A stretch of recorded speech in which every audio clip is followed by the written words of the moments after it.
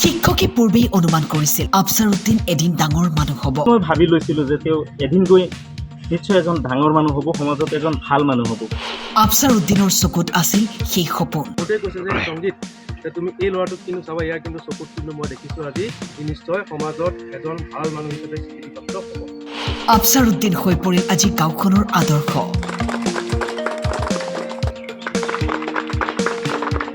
নগাঁৱৰ জুৰিয়াৰ তাৰাবাৰীলৈ গৌৰৱ কঢ়িয়াই অনা এইজন আফছাৰুদ্দিন আহমেদ। কঠোৰ পৰিশ্ৰম আৰু অধ্যাৱসায়ৰ ফলত সৰ্বভাৰতীয় নীট পৰীক্ষাত লাভ কৰিলে 551 নম্বৰ।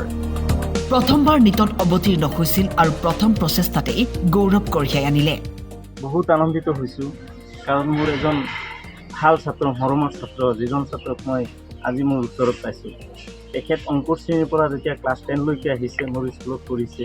মই যেতিয়া মাজে মাজে ক্লাছত গৈছিলোঁ, ক্লাছ 6ৰ পৰাই মই তেখেতৰ প্ৰতিভাটো চাইছিলোঁ। তেওঁৰ চকুত যেন কেনেকুৱা এটা সপোন দেখা পাইছিলোঁ যে তেখেত কিবা কিবি কৰিব বিচাৰিছে।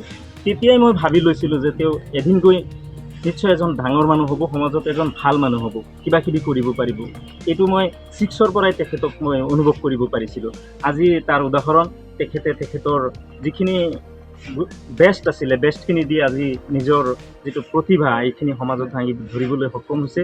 আজি স্কুলৰ নাম কৰিছে, নিজৰ গাঁৱৰ নাম কৰিছে। তাৰ কাৰণে মই তেখেতক ধন্যবাদ জনাইছোঁ।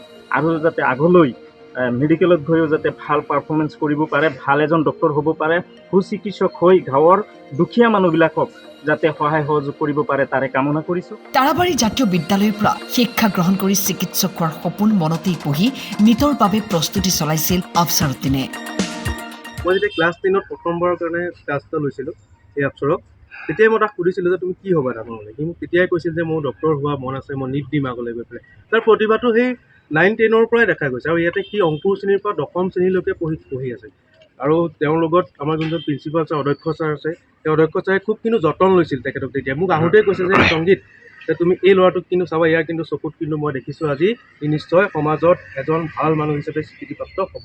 আৰু আজি আপোনালোকৰ উদাহৰণ হিচাপে আফছৰ আপোনালোকৰ ওচৰত আছে, আৰু আফছৰ এজন আদৰ্শ হ'ব সমাজত, আৰু ই সকলোৰে আদৰ্শ হওক। আৰু ইয়াৰ ভাতৃও ইয়াতে অংকুৰ শ্ৰেণীৰ পৰা এবাৰ 10 পালেহি, সিও 10ত, আৰু তাকো মই মাজে মাজে চাওঁ, লক্ষ্য কৰোঁ, তাৰো কিন্তু একেই প্ৰতিভা মই দেখা পাওঁ। সঁচাকৈ ভাল লাগিছে। প্ৰথমতেতো আল্লাহ তাআলাক শুক্ৰিয়া আদায় কৰিম ইমান ডাঙৰ এটা নিয়ামতৰ কাৰণে। পিছলৈ মই মোৰ পিতৃ মাতৃ, মোৰ শিক্ষাগুৰুসকল, লগতে গাঁওবাসী আৰু মোৰ শুভাকাংক্ষীসকলকে মই শ্ৰেয় দিওঁ। যদি মই প্ৰথমতেতো ক্লাছ 11ৰ শেষৰ ফালে ষ্টাৰ্ট কৰিছিলোঁ, ক্লাছ 12তো কৰিছিলোঁ অনলাইন মিডিয়াম, লগতে স্কুলতো আছিলে। তাৰপিছত আপোনাৰ ইয়াত ক'বলগীয়া আছে যে প্ৰথমতে মই মেডিকেলৰ বিষয়ে গম পাইছিলোঁ এনে ক্লাছ বহুত আগৰ পৰা, সৰুৰে পৰা মানে ক্লাছ 3-2 এনেকুৱা একজেক্ট মোৰ মনত নাই কেতিয়া মই ফাৰ্ষ্ট গম পাইছোঁ এই বিষয়ে।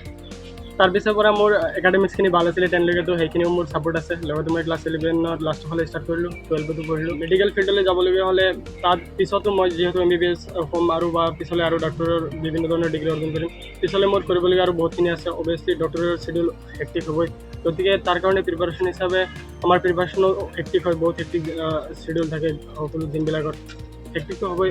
গতিকে সেইখিনি মন পুতি পঢ়ি গ'লেই হ'ল, নীটৰ কাম নীটৰ কৰি গ'লেই হ'ল, ছাকচেছ হ'ব। চিকিৎসক হোৱাৰ সপোন দেখা আফছাৰুদ্দিনৰ থাকিল শুভেচ্ছা। এনেকৈ আগবাঢ়ি যাওক আৰু সমাজৰ বাবে ভাল কাম কৰি যাব বুলি আশা থাকিল।